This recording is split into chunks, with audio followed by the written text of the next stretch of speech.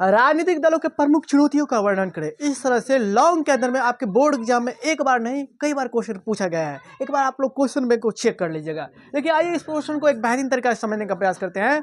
आखिरकार किसी भी देश के अंदर में विकास के लिए क्या होना चाहिए? वहाँ पर राजनीतिक दल स्वस्थ होना चाहिए, राजनीतिक दल स्वच्छ होना चाहिए। अगर राजनीतिक दल के अंदर में गड़बड़ियाँ है, अगर राजनीतिक दल में क्या है, भ्रष्टाचार है, राजनीतिक दल ही जो है खराब है, अच्छा नहीं है, तो उस स्थिति में देश का विकास कैसे होगा? क्योंकि राजनीतिक दल ही ना देश के अंदर में शासन करता है। कहीं ना कहीं किसी न किसी कोई ना कोई पार्टी ही ना जो देश को चलाने का काम करता है। और पार्टी क्या होगा, खराब हो जाएगा। पार्टी के सामने में कई प्रकार की समस्याएं आ जाएगी, उस समस्या से जूझते रहेगी। तो क्या पार्टी देश के विकास के बारे में, देश के भलाई के बारे में, देश किस तरह से तरक्की करे, देश अलग दूसरे देशों की दुनिया में किस तरह से आगे शीर्ष पर जाए, आगे निकले, ऐसी स्थिति कभी हो पाएगा?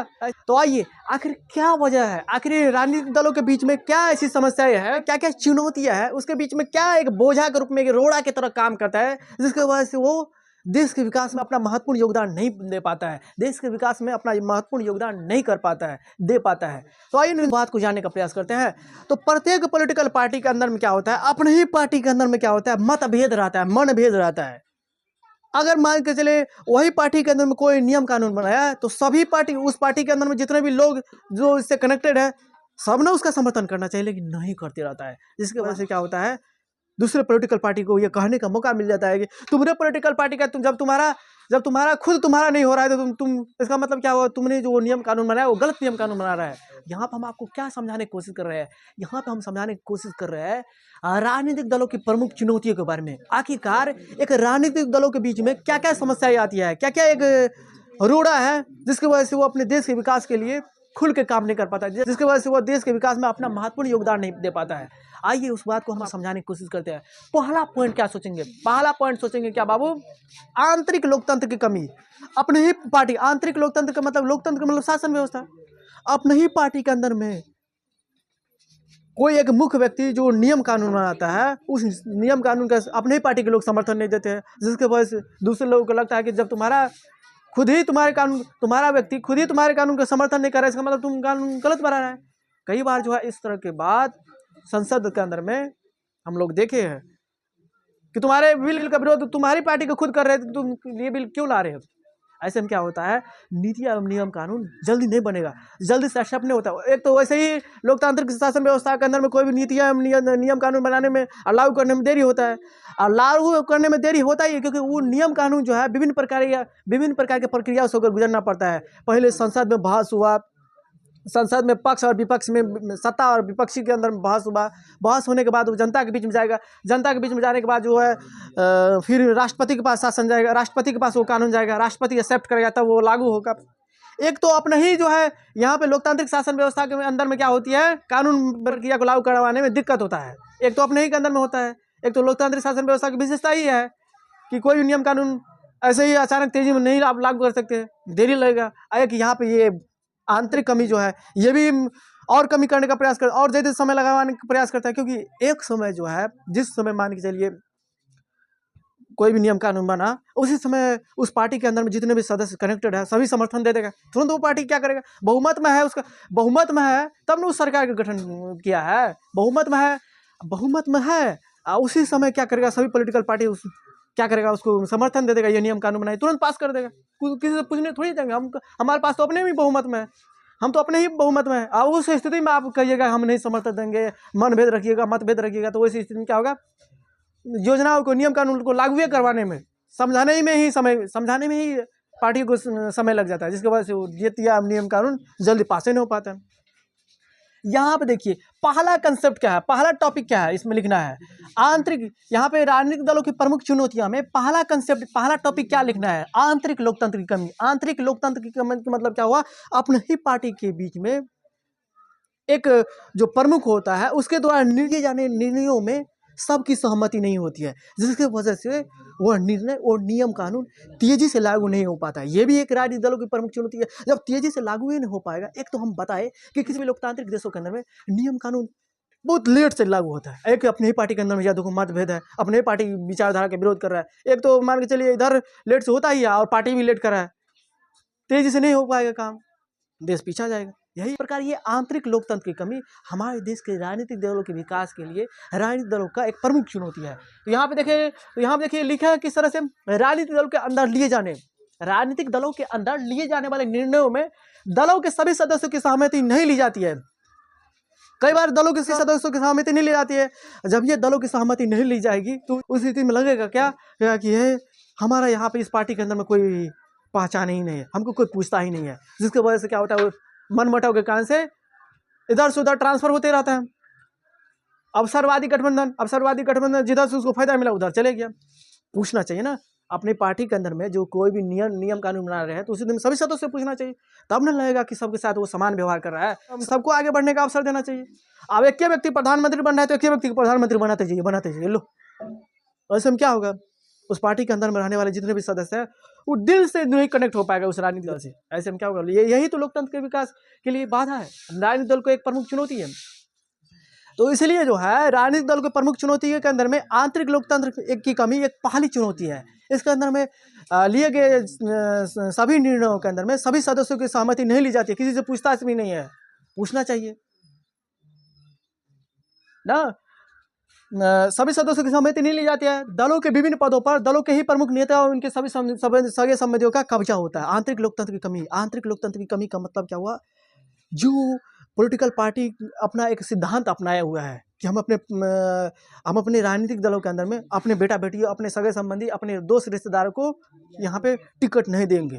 सिद्धांतहीनता की स्थिति में ये भी बात हो सकता है। यहाँ पे लिख सकते हैं, इतने सारे बातों को तो लिखेंगे ही। काले धन एवं अपराधियों का अपराध, वंशवाद, नेतृत्व का संकट, आंतरिक लोकतंत्र की कमी एवं इसके बाद ये भी एक टॉपिक बन सकता है, बन नहीं सकता। सच में ये है सिद्धांतहीनता की स्थिति। इसके साथ ही साथ अवसरवादी गठबंधन। सिद्धांतहीनता की स्थिति का मतलब क्या हुआ, पार्टी जो अपना एक सिद्धांत रखा है। सिद्धांत क्या होना चाहिए, जो हम अपने पार्टी के अंदर में अपने बेटे बेटी, अपने सगे संबंधी, रिश्तेदार को नहीं लेंगे। लेकिन यहाँ पर देखिए बीजेपी के अंदर में क्या आपको लगता है, सिद्धांतहीनता की स्थिति नहीं देखने को मिलता है। क्या बीजेपी के अंदर ही जो है अमित शाह का बेटा कौन क्रिकेट खेलता है, कौन जानता है क्रिकेट के बारे में उसको जानकारी है, लेकिन अपने बेटा को क्या बना दिया, बीसीसीआई का अध्यक्ष बना दिया, क्रिकेट बोर्ड का अध्यक्ष बना दिया। लो, तुमको मालूम है राजनाथ सिंह जो हमारे देश का रक्षा मंत्री है, उन्होंने क्या किया, अपने बेटे को क्या किया है, टिकट दे दिया है।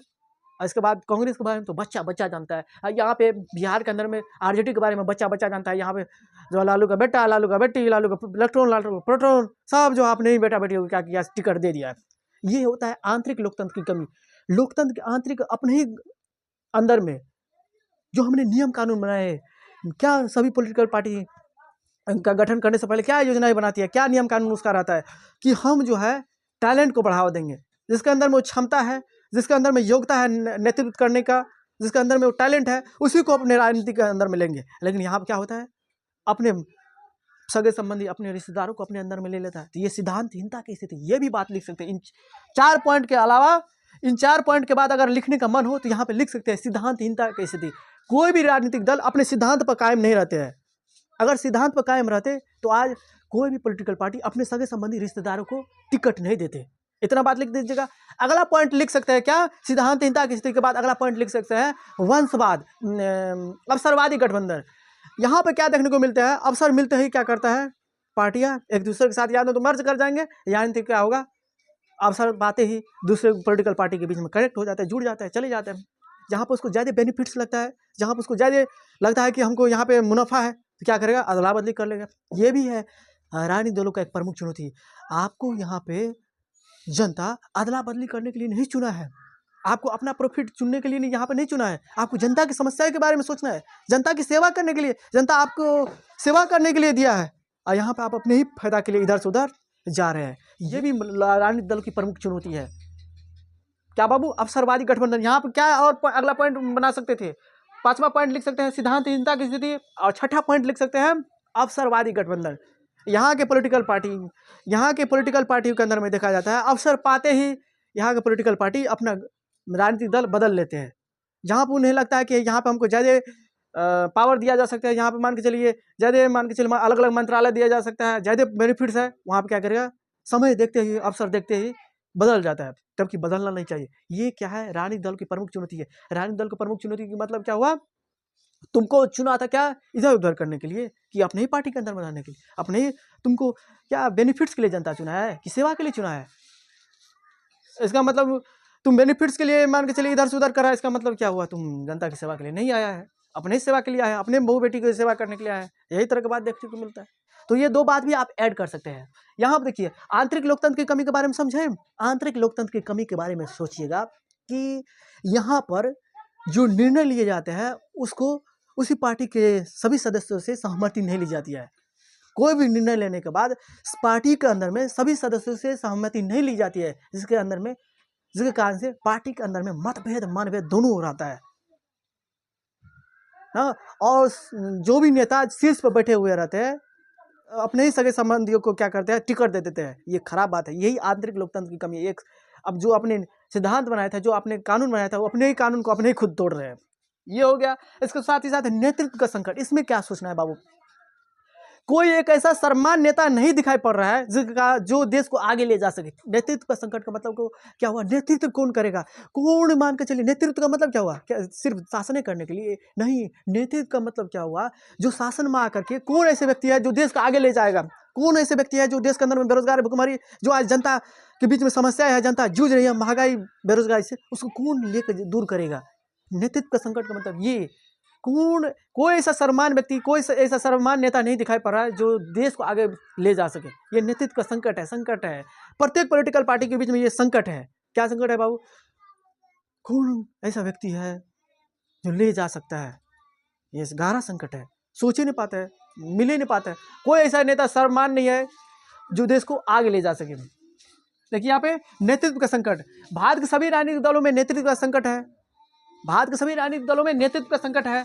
राजनीतिक दलों में कोई भी ऐसा नेता नहीं है जो सर्वमान्य है और वह देश को सही दिशा में ले जा सके। राजनीतिक दलों में युवा महिलाओं के नेतृत्व, राजनीतिक दलों में युवा महिला के नेतृत्व का अभाव देखने को मिल रहा है। क्या बाबू? हमारे देश के अंदर में यही विडंबना है। यहाँ पर जो है जिसका उम्र 75 वर्ष हो गया वो प्रधानमंत्री रहेगा, जिसका उम्र मान के चलिए आने वाले समय के अंदर 80 वर्ष हो जाएगा वो प्रधानमंत्री रहेगा। लेकिन यहाँ पर 24-25 वर्ष का रहेगा, यहाँ पे 24-25 वर्ष का युवा रहेगा, उसको टिकट नहीं दिया जाएगा। उसको लड़ने के लिए उसको सिखाया जाएगा कि राजनीतिक काम तो गंदे लोगों का है, राजनीतिक में आना मतलब कि तुम गंदा हो गया, जबकि राजनीति अच्छे लोगों का काम है। राजनीतिक में अच्छे लोग नहीं जाएंगे तो देश का विकास कैसे हो पाएगा? लेकिन यहाँ पे एक विचारधारा भी फैलाई गई है, राजनीति गंदा लोग करते, जबकि राजनीति गंदा लोग नहीं करते।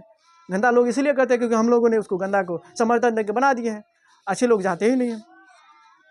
नेतृत्व का संकट का मतलब क्या हुआ? नेतृत्व का संकट इसलिए है क्योंकि यहाँ पे जो है देश के अंदर में जो युवा टैलेंट है, देश के अंदर में जो महिलाएं हैं, उस संख्या राजनीति के अंदर में कम देखने को मिल रही है। ये है नेतृत्व का संकट। सभी को आना चाहिए। आज देश के अंदर में युवा महिलाएं तेजी से अगर मान के चलिए राजनीति में भाग लेगी तो तेजी से वहाँ पे क्या होगा? फैसला भी लिया जाएगा, तेजी से देश का विकास भी हो, ग्रो भी होगा।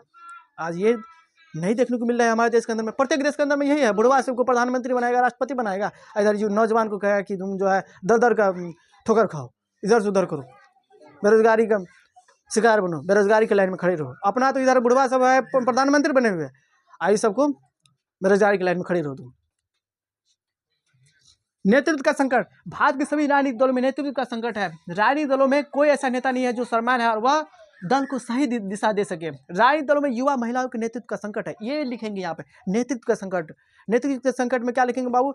यहाँ पे कोई एक ऐसा सर्वमान्य नेता नहीं है जो देश को आगे ले जा सके। भारतीय राजनीति में युवा और महिलाओं की संख्या कम है, जिसकी वजह से यहाँ विकास नहीं हो पा रहा है। ये भी राजनीतिक दलों की एक प्रमुख चुनौती है। मेजनी ने कहा क्या था? मेजनी ने कहा था अगर देश में तरक्की लाना चाहते हैं, खूंखार परिवर्तन लाना चाहते हैं तो सत्ता दे दीजिए किसके हाथ में? नवयुवक के हाथ में। नवयुवक के हाथ में जब ये जाएगा वो एक्सीलेटर टाइट करवे करेगा, चाहे गिरे। अच्छा उठेंगे तो ऐसा नहीं उठेंगे देखिए बार में लेके चले जाएंगे, गिरेंगे तो मरेंगे। वंशवाद, यहाँ पे वंशवाद भी है। राजनीतिक दलों की एक प्रमुख समस्या क्या है? वंशवाद। हम आपको बताए ना शुरुआत में, वीडियो के शुरुआत में ही आपको बताए, यहाँ पे प्रत्येक पॉलिटिकल पार्टी क्या करता है? अपने ही सदस्य को, अपने ही सगे संबंधियों को क्या करता है? टिकट दे देता है। ये वंशवाद की स्थिति, ये भी एक प्रकार की समस्या है। आप जिसके अंदर में टैलेंट है उसको नहीं लीजिएगा, बगैर टैलेंट वाला के लीजिएगा तो वो देश के विकास में क्या अपना महत्वपूर्ण योगदान दे पाएगा? जिसको मान के चलिए पवन सिंह के बारे में हम आपको बताते हैं। पवन सिंह से पूछा गया कि आप काराकाट लोकसभा से मान के चलिए चुनाव लड़ रहे हैं, तो अपने क्षेत्र के विकास के लिए आप क्या कीजिएगा? विकास विकास क्या होता है? हमको इसके बारे में नहीं पूछिए। हमको फिल्म इंडस्ट्री में कैसे नचनिया किया जाता है, नाच किया जाता है, कैसे एक्टर बनाया जाता है, कैसे किसको मान के चलिए गलत तरीके से काम किया जाता है, इसके बारे में पूछिए। और मैं स्पष्ट रूप से बोला, अरे बेवकूफ रे, आता वो देखो उसको मान के चलिए वो लड़का जो है पवन सिंह चुनाव से में खाड़ हो गया, उसको विकास के बारे में पूछा गया, आप जो जब जीतिएगा इस क्षेत्र के लिए आप क्या विकास कीजिएगा? तो उन्होंने क्या कहा? विकास विकास क्या है? हमें इसके बारे में कोई अनुभव, और इसके बारे में कोई अनुभव नहीं। स्पष्ट रूप से कहा है, हमें इसके बारे में कोई अनुभव नहीं है। हमें आप फिल्मी दुनिया के बारे में पूछिए, कैसे वीडियो बनाना है, कैसे एक्टिंग करना है, इसके बारे में पूछिए, हमको इसके बारे में अनुभव नहीं है। देखो ये कहने का मतलब क्या हुआ? जिसको टैलेंट है उसको उसके अंदर में नहीं लिया जाना चाहिए, उसको समर्थन नहीं करेगा जनता। जिसको टैलेंट नहीं है उसी को समर्थन देगा। तो जिसको जिस चीज़ में टैलेंट रहेगा वही ना विकास करेगा। उसको है फिल्म के बारे में, यहाँ पे दे दिए क्या राजनीति में। क्या राजनीति अच्छा कर पाएगा? जब राजनीति अच्छा नहीं कर पाएगा तो क्या होगा? जनता की समस्या ये नहीं सॉल्व कर पाएगा तो जनता उठेगा कैसे? गिरले रहेगा, ऐसे ही बर्बादे रहेगा।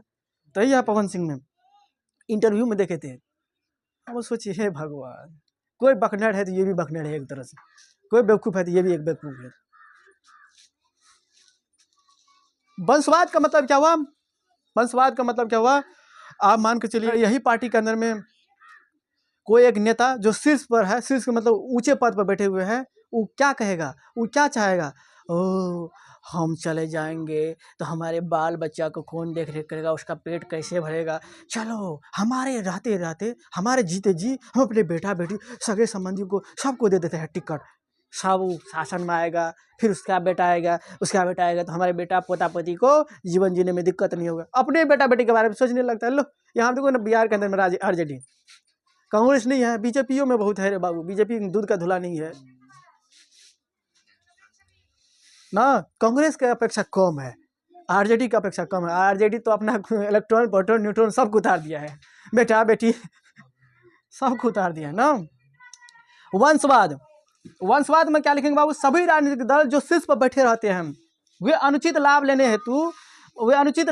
हेतु क्या करते हैं? लेने हेतु सगे संबंधी दलों को अपने प्रमुख पदों पर बैठा देते हैं। सगे संबंधी, दोस्त, रिश्तेदार, कर कुटुंब को अपने अंदर में लेकर के उसको शीर्ष पर बैठा देते हैं, उसको एक मंत्रालय दे देते हैं, उसको टिकट दे देते हैं। ये वंशवाद की स्थिति अच्छा नहीं है लोकतंत्र राजनीतिक दलों के लिए। ये राजनीतिक दलों की प्रमुख समस्या है। क्यों? अगर मान के चलिए वंशवाद की स्थिति आएगी तो जिसको जो काम में इंटरेस्ट नहीं है, जिसको जो काम में टैलेंट नहीं है, वो व्यक्ति यहाँ पाएगा, वो व्यक्ति यहाँ पाएगा, तो उसका छवि खराब होगा ना राजनीतिक दल का। राजनीतिक दल का छवि कैसे खराब होगा? राजनीति मान के चलिए अभी उसका शासन है, उसके शासन काल में मान के चलिए अच्छा विकास नहीं हो पाएगा, देश के अंदर में क्या खबर जाएगी, क्या सूचना जाएगी? है पॉलिटिकल पार्टी अपने देश के लिए क्या किया, उसको क्या वोट देंगे? राजनीतिक दल के बीच में ये प्रमुख चुनौती बन के उभरता है ना, राजनीतिक दल के बीच में ये प्रमुख चुनौती बन के उभरता है। चलिए यहाँ पे अगला पॉइंट क्या लिखेंगे? काले धन एवं अपराधियों का प्रभाव। हमारे यहाँ जो है इलेक्टोरल बॉन्ड के बारे में सभी बच्चों को जानकारी है। इलेक्टोरल बॉन्ड पूरा दुनिया के अंदर में कोई घोटाला है तो इससे बड़ा घोटाला यही ना है, बीजेपी का कंसेप्ट। तुम मुझे चंदा दो, हम तुम्हें धंधा देंगे, और तुम मुझे चंदा नहीं दोगे हम तुम्हें ईडी सिवाय जितने भी सरकारी क्या है सिस्टम है उसके लेकर तुमको हम फंदा देंगे। चलिए, काले धन एवं अपराधियों का प्रभाव। राजनीतिक दलों के अंदर में आज जिसके पास ज्यादा पूंजी है, जिसके पास ज्यादा धन संपत्ति है, उसी को ज्यादा टिकट दे रहा है। वही व्यक्तियों को ज्यादा टिकट की संख्या मिल रही है, वही व्यक्तियों को ज्यादा टिकट मिल रहा है। टिकट तो मिल रहा है, और टिकट मिलने के बाद क्या होता है? वो अंधाधुन मनमानी ढंग से क्या करता है? पैसा खर्च करता है। पैसा खर्च करता है। काले धन, काले धन का मतलब क्या हुआ? जिसकी जानकारी सरकार के पास नहीं है, उसको कहते हैं काले धन। तुम कितना ही ईमानदारी से क्यों नहीं कमाया, तुम कितना ही ईमानदारी से क्यों नहीं कमाया, अगर तुम्हारे पैसा की जानकारी सरकार के पास नहीं है तो वो क्या हो जाएगा? सरकार की नज़र में काला धन। काला धन का मतलब ये नहीं जो समझेगा काला धन होता है, काला पैसा होता है। काला धन का मतलब ये हुआ उसकी खबर, उसकी भनक, उसकी सूचना सरकार के पास नहीं है। अब तुम कितना ही खराब काम क्यों नहीं कर रहा है, गोलियाँ क्यों नहीं बेच रहा है, तुम कितना ही मान के चलिए शराबें क्यों नहीं बेच रहा है, गंदा से गंदा काम ही क्यों नहीं कर रहा है, लेकिन उसका तुम जानकारी दिया है सरकार के पास, तो तुम्हारा काला धन नहीं है, वो सफ़ेद धन है। देखो कितनी बड़ी विडंबना है। तो यहाँ पे देखिए, काले धन एवं अपराधी का प्रभाव भी राजनीतिक दलों के अंदर में देखने को मिलती है, वंशवाद भी देखने को मिलती है, नेतृत्व का संकट भी देखने को मिलती है, आंतरिक लोकतंत्र की कमी भी देखने को मिलती है। इसके साथ ही साथ अवसरवादी गठबंधन, सिद्धांतहीनता की स्थिति, ये सारे स्थिति देखने को मिलती है। और ये सारे स्थिति कहीं न कहीं राजनीतिक दलों के बीच में एक प्रमुख चुनौती के रूप में उभर के सामने आती है, जिसके कारण से राजनीतिक दल देश के विकास में, अपने देश के विकास में एक अच्छा महत्वपूर्ण, एक अच्छा छाप नहीं छोड़ पाता है। काले धन एवं अपराधियों का प्रभाव। आज चुनाव लड़ने के लिए काफ़ी रुपया पैसा की खर्च होती है, जिसके चलते राजनीतिक दल जायज़ और नाजायज़ तरीका अपना से परहेज नहीं होता है। जायज़ और नाजायज़ जीतने के लिए जितना पैसा खर्च करना हो लगाइए, जितना जनता को जो है मुर्गा दाल भात खिलाना है, दारू खिलाना है खिलाइए, और लेकिन जो है वोट हमको दीजिए, वोट हमको मिलना चाहिए।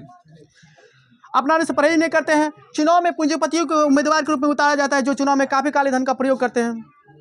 और यहाँ पर देखिए क्या होता है, प्रत्येक पॉलिटिकल पार्टी जो चुनाव के समय में जो है अपना प्रचार प्रसार करवाने के लिए, योजनाएं लागू करवाने के लिए, जनता के बीच में जाने के लिए जो चंदाएं लेती है, फिर चंदा लेने के बाद जो है जब ये सरकार निर्माण होता है, जब ये उस पार्टी का निर्माण होता है, उसका सरकार बनता है, तो क्या कहता है पॉलिटिकल पार्टी, उसको तुरंत दे देता है टेंडर, लीजिए आपको ये विभाग दे दिए, आपको सड़क परिवहन वाला विभाग दे दीजिए, आपको ये एयरपोर्टें दे दिए, आप उस पर नियंत्रण कीजिए, आपको सीमेंट के बारे में, सीमेंट का उत्पादन आप ही कर सकते हैं पूरा इंडिया के अंदर में।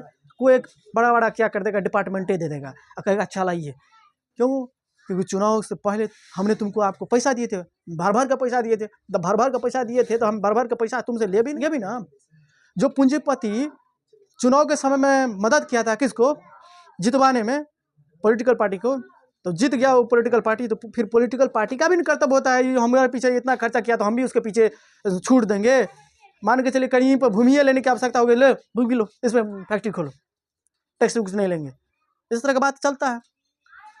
तो काले धन एवं अपराधियों का प्रभाव होता है यहाँ पे। काले धन एवं अपराधियों के प्रभाव के कारण ये भी है, काले धन एवं अपराधियों का प्रभाव भी है राजनीतिक दलों की एक प्रमुख चुनौती ना। इतना बात तो लिखेंगे ही, इसके बाद और होगा तो सिद्धांतहीनता की स्थिति के बारे में हम आपको समझाए हैं। अवसरवादी गठबंधन, लोग अवसर मिलते ही, फायदा मिलते ही अपने पार्टी को अदल बदल कर लेते हैं। जो पार्टियों ने राजनीतिक दलों के अंदर में सिद्धांत बनाई है, वे सभी पार्टी अपने सिद्धांत को तोड़ने का काम करती है। ये सभी कहीं ना कहीं क्या है, ये सभी कारण कहीं क्या है, राजनीतिक दलों की एक प्रमुख चुनौती है। तो हम ये आशा कर सकते हैं कि आप लोगों ने इसको एक बेहतर तरीका से समझ लिए होंगे। फिर भी कहीं पर भी दिक्कत आई हो तो जरूर आप लोग कमेंट कीजिएगा।